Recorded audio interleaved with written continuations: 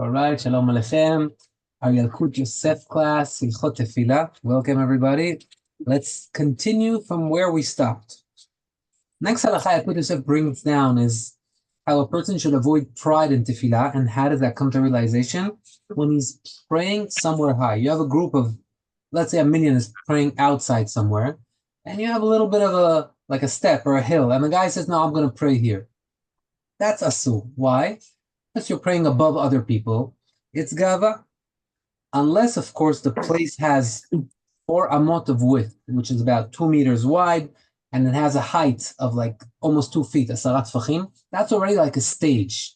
So since you're praying on a stage, it's not that you're trying to, be higher than other people. You're just standing in a different premises, a different area. It's considered its own entity, and it's not considered gava. But if it's lower or smaller than that, 2 meters wide, which is 6-7 feet by almost 2 feet high, if it's something smaller than that, then why are you up there? Pray in the same height as everybody else, so it's not considered gava. You want to ask me a question, no? What about the chazan? Every time we pray, there's a chazan. He's standing on a stage. The stage is not that big. It's usually not 2 feet high, right? So how is he allowed to do that? So Yalkut Yosef addresses that as well, and he says, anytime your purpose is not for you, if your purpose is for the tzibur, right, for the people, so that they can hear you better, which is exactly the case of the chazan, in that case, it would be allowed. But in practicality, you're in a trip, park somewhere, and everybody says, let's do mincha, and you want to stand on a rock, don't stand on the rock, stand in everybody's height. All right. Now, regarding the halakha of the Bet Knesset, it's ideal, he says, to have windows in a Bet Knesset, especially towards the direction of Yerushalayim, so that we could look out and pray to the direction of Yerushalayim. According to the Kabbalah, they say 12 windows. If you can have 12 windows in a Bet Knesset, that will be the highest. But on a simple level, Rashi explains that it's only so that you can see the sky. All right? Once you see the sky, your heart is nichna. Your heart is like, it surrenders before Hashem. I guess when you see how big the world is and you're so small and you see the sky, you surrender before Hashem, and part of the Tefilah is surrendering before Hashem, understanding that all the blessing, everything comes from Him. That's what we're doing when we're praying. So when we do that, looking at the sky definitely helps to come to that realization. He also points out that, like you said, do I have to stand next to the window? If there's a window, I need to see the sky? No, that's not the halakha. You don't even have to pray just from far against the window. The fact that the window exists in the Bet Knesset, that already did the part. Now, if you're in a basement and there are no windows, no one is saying you can't pray there. If you're building a new Bet Knesset, ideally plan to have windows, hopefully 12 of them, in the direction of Yerushalayim, or as close as you can to still make it, aesthetic that people will enjoy to come. All right, that's that. Now, regarding hurrying to Bet Knesset. Oh, hold on, everybody. I think we need to give special attention to our latest addition to the group, the Italian stallion, no one less than Johnny Lalai. Baruch haba, Johnny. We love you. Welcome. Thank you for your kind words on the chat, worrying for us in Israel. Shalom. Thank you, guys. Johnny. Stay safe, actually. Stay safe. We're praying for you. Thank you. All right. So, Johnny, welcome aboard. Now we're learning the halachot of hurrying to Bet Knesset. We've learned that when you wake up in the morning, the first thing you should do is, have kavanah to Hashem, to the Tefilah, to Bet Knesset, and not do melachot, not do certain works before you go to shul, right? But even the way to shul, says the Yalkut Yosef, of course he's basing it on the Shulchan Aruch, the way to shul has to have some sort of speed to show that you're in a rush to get to Bet Knesset. Now, the guy walking, chilling, stopping, looking at the windows in the stores. No. Yeah, to show that you want to get to that Bet Knesset quickly. Right? So there's a mitzvah to run to Bet Knesset. On Shabbat, you're not supposed to run on Shabbat. Shabbat is not a day for running. What's the problem with running on Shabbat? This already takes us to Yalkut Shabbat. It doesn't have to do with the Yalkut of Tefilat Amidah. But generally, by running, you are, first of all, there's something called psiya gasa, like making big steps, which is not so good to do. But above that, by running to shul, you may sweat. Back in the day, sweating was a source of medicine, the source of refuah, healing. When a person didn't feel well, how did he cure himself? He made himself sweat. That's why they say that working out is forbidden on Shabbat. But why is it forbidden, and when is it forbidden? When the purpose of the workout is to sweat. But if a guy will wake up and say, listen, I'm not trying to sweat. If I don't run my 6 miles every day, let's say that, there are guys like that, and I know some people, then they can't relax. Mentally, so it's not for sweating. So even though they're going to sweat, yeah, but that's not why they're doing it. For them, we will allow it.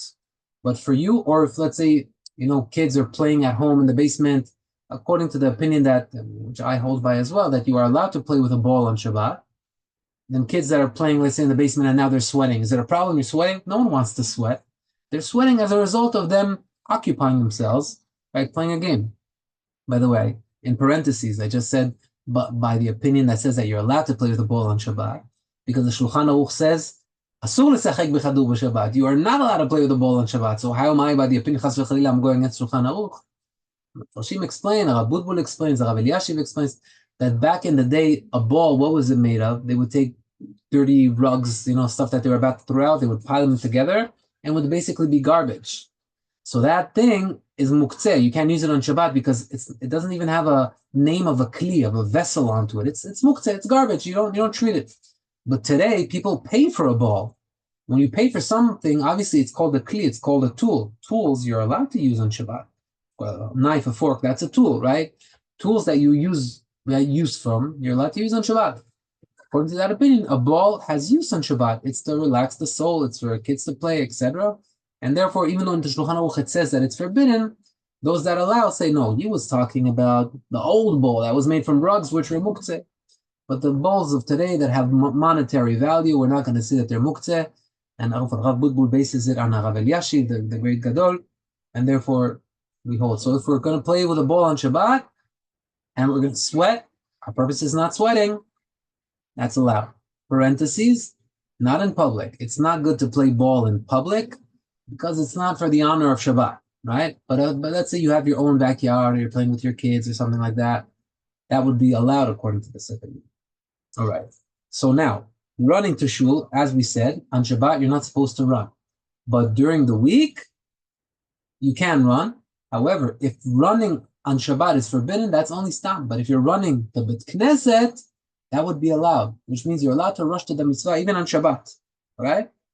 Now there's a machloket. When does the mitzvah of running to shul begin? Which means if I'm home right now and I have a 15-minute walk, from the second that I leave my house, if I rush, then I'm showing that I'm rushing to shul, and every step I'm doing the mitzvah of rushing to shul, or only when I see it, when I'm close enough so that, it shows it. Let me give you a more extreme example. I live 20 minutes away, I take a car. Am I supposed to speed with my car? How does that work, right? So there's a machloket. Some say, yeah, it begins from when you were at home. The first step you take towards shul, you're already in a rush to the Knesset. Some say, no, it's from, when you get closer. I heard from Mr. Gad Livian. Gad Livian told us once that he saw Rabbi Shub parking a little bit far. He had an empty spot in the entrance of the Knesset. He parked far away. I asked him, what are you doing? He said, no, I wanna, make an effort a little bit, take a few steps to the Beit Knesset so that I have the sachar, the reward of walking to shul, whatever it is, walking, running, but he wanted to take the steps to the Beit Knesset.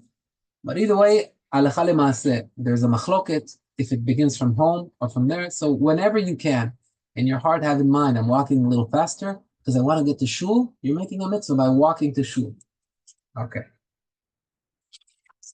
Now, once you get to the Beit Knesset, over there, we don't run over.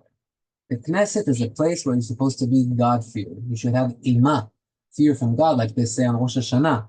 It's a day of happiness, but it's also a day of fear. Imah means fear of God. When you walk into shul, over there, we do not run. Now, we've touched once the big mitzvah of being of the 10 people that create the minyan, the first 10.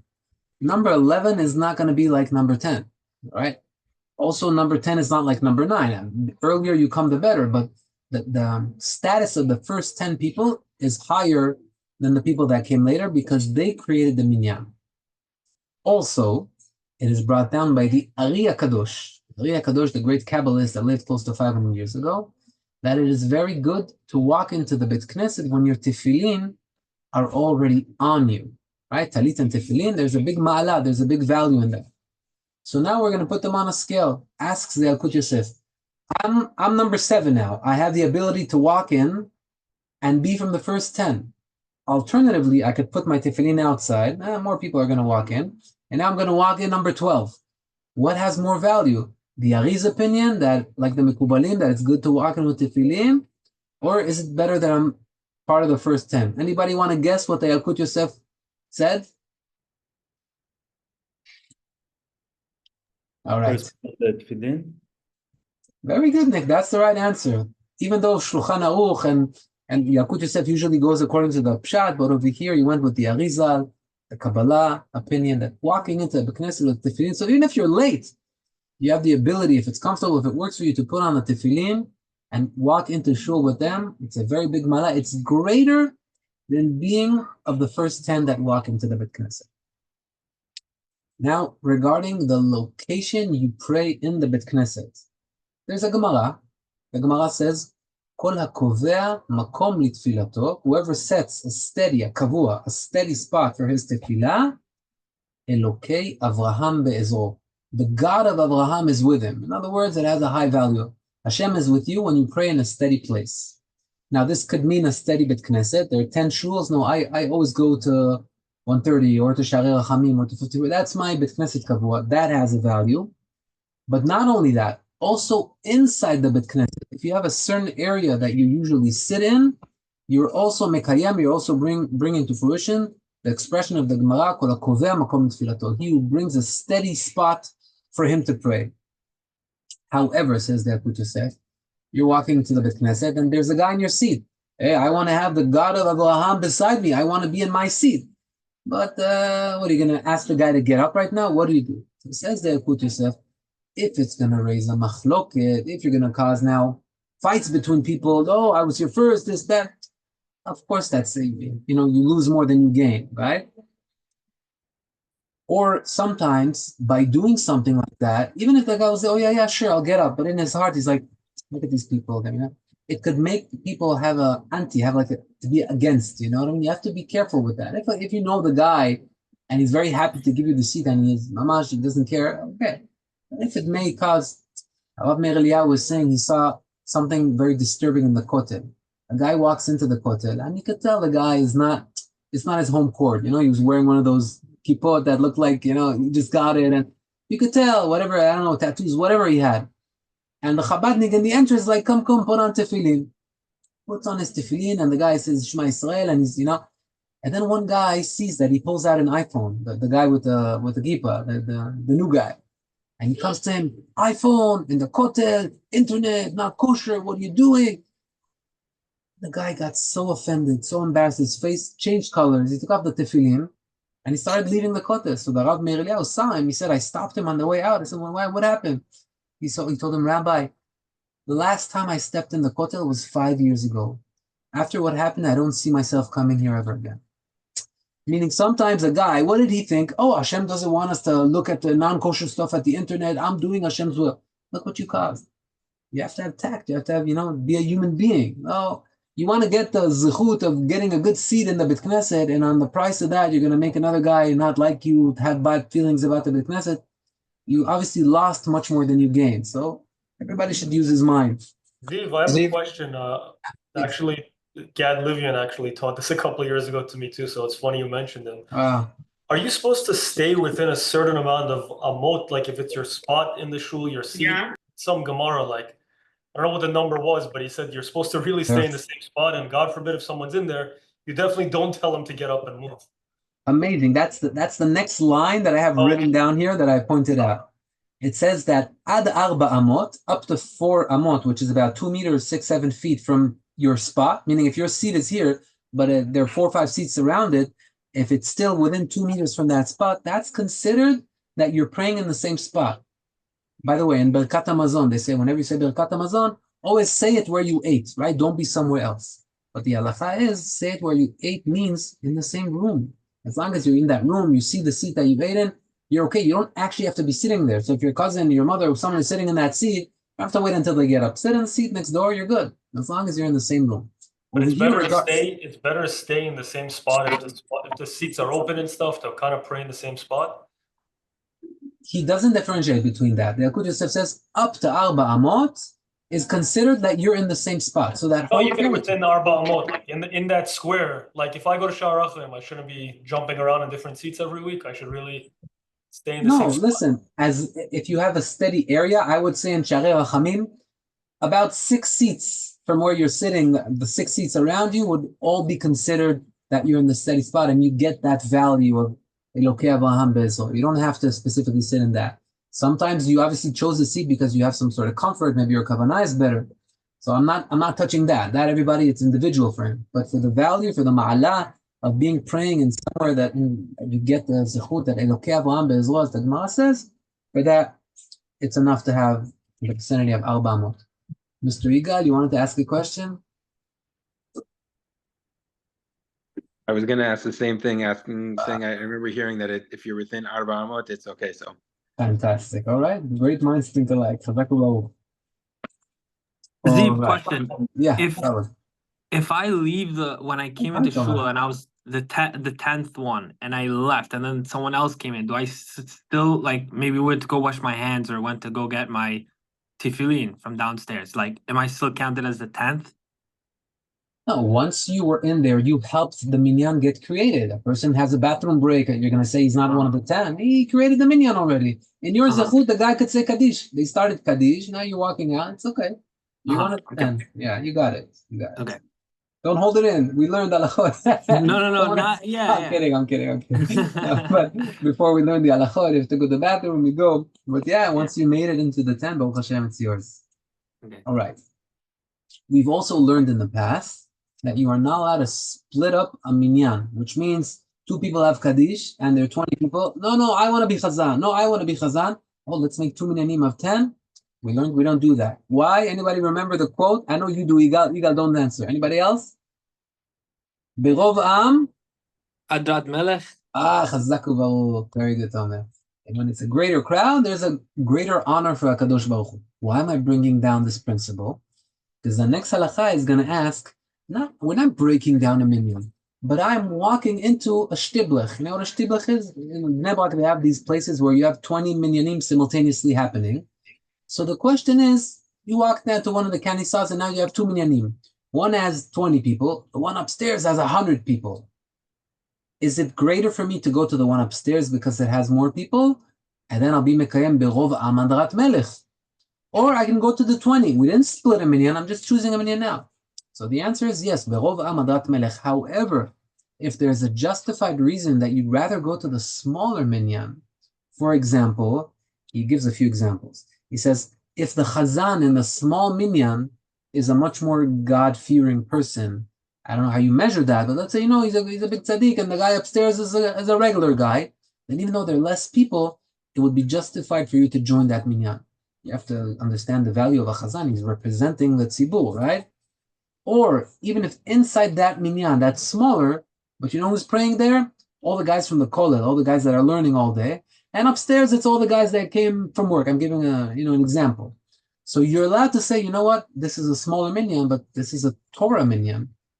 Then you don't have to rather the bigger minyan. You could stay with the smaller one because you have a justified reason. This is a minyan that has a benefit. The chazan, the talmidei chachamim, either one of those. All right. Steve. Yeah.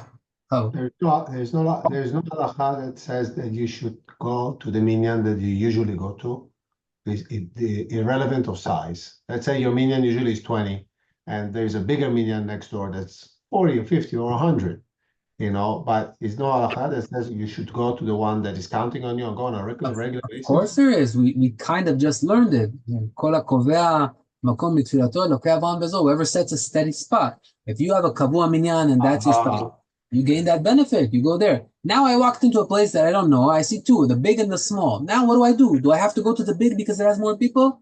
If I see a benefit in the small one, I shouldn't be concerned of the quote, berov amadrat melech. When there's more, it's better. No, I'm allowed to say I want to pray here because it has other benefits. That's the halakha that we just learned right now. How are we doing? Oh, yeah. We just learned the 4 amot, but that's one time.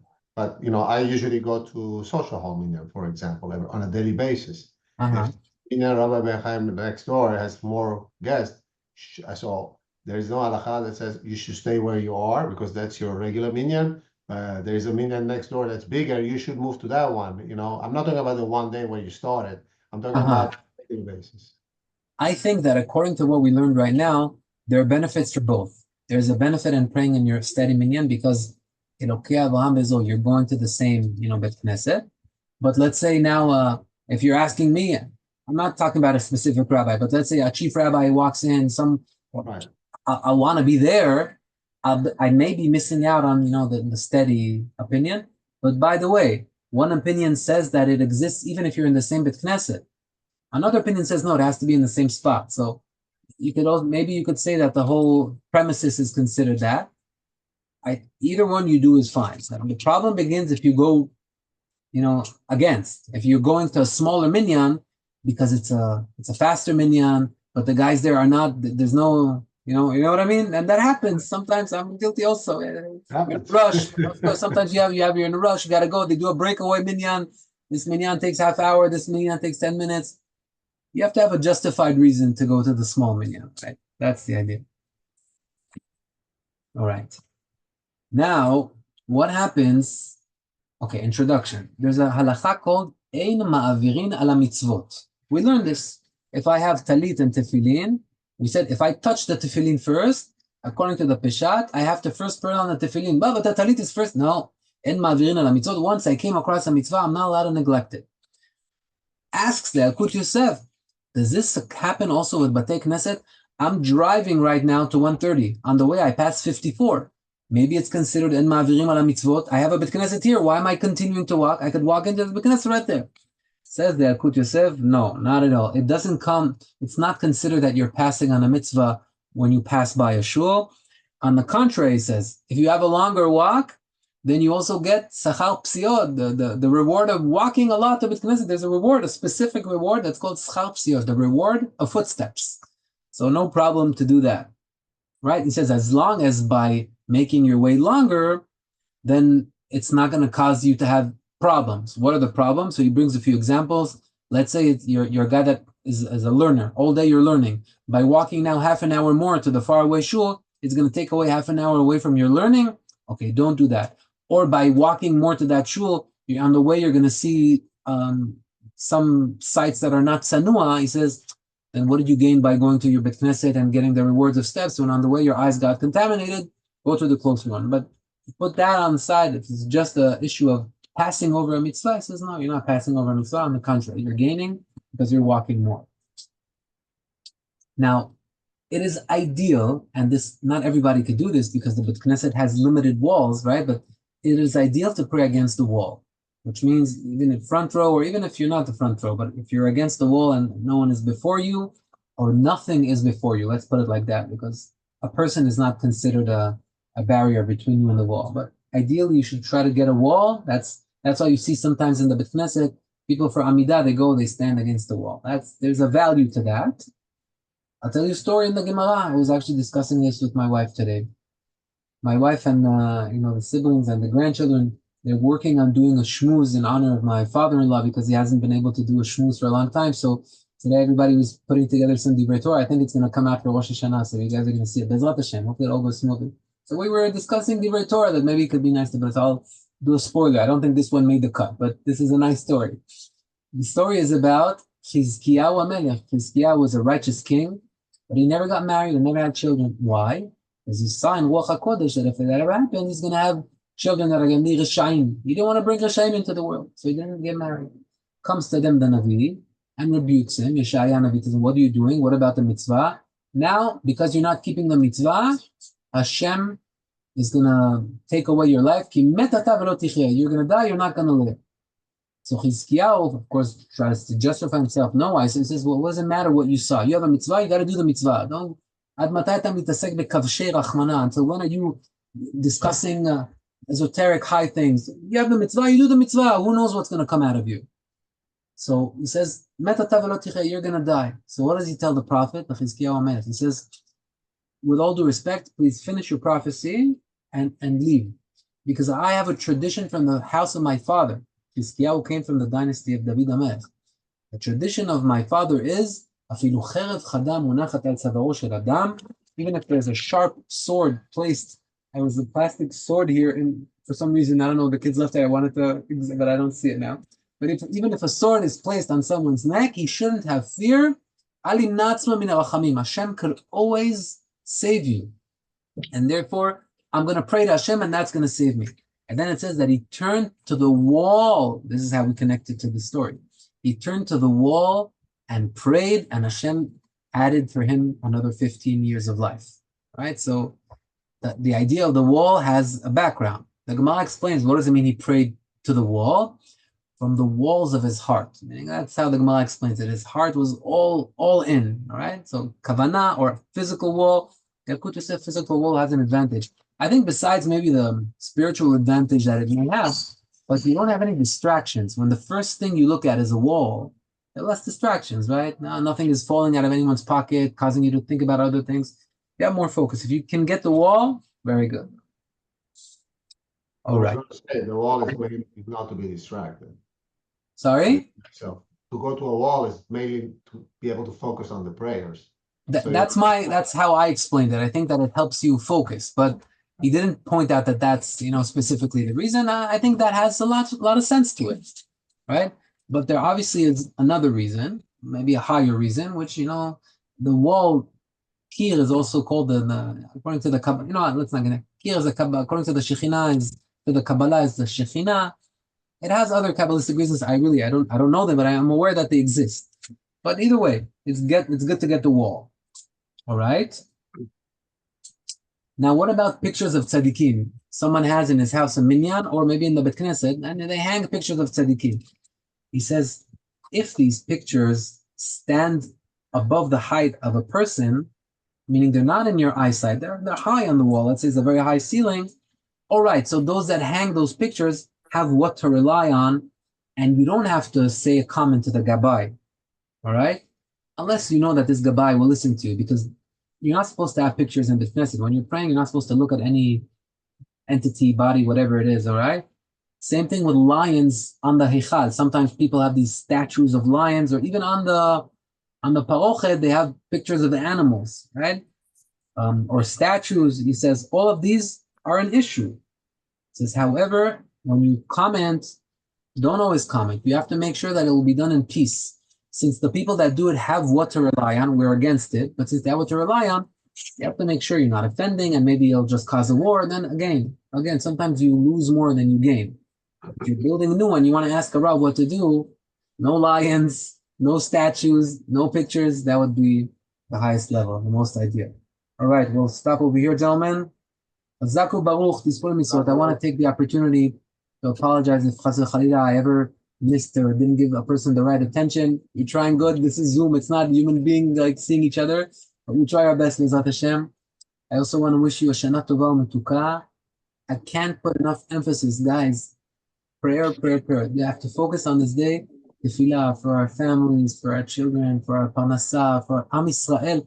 Any attention that we could give to Kedusha on this day is blessed for our benefit. We work harder now so that throughout the year, B'ezrat Hashem, we hear good news. Thank you. Thank you. Shana Tova. Thank you, Zee. Great. Shana Tova. Shana Tova.